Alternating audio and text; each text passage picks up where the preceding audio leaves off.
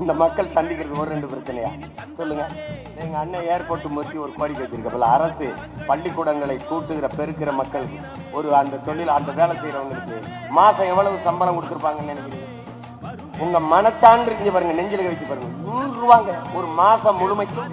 அந்த 100 ரூபாங்க. ஏங்க இந்த காலத்துல 100 ரூபாய்க்கு என்னங்க பண்ணுவோம்? ஒரு மாசத்துக்கு கீயாது குடிக்க முடியுமாங்க?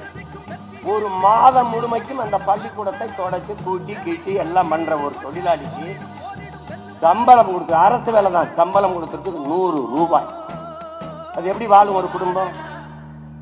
கால கொடுமைங்க, கால கொடுமை. சத்துணவு ஆக்கி போடுற ஆயாவுக்கு வேலை கொடுக்க 3 லட்சம் ரூபாய் கமிஷன் வாங்கினா அந்த ஆயா சத்துணவு மாணவனுக்கு ஆக்கி போடுமா? அது வீட்டுக்கு எடுத்துட்டு போமா? எந்த மாதிரி முட்டைய பிள்ளைகளுக்கு கொடுக்குமா?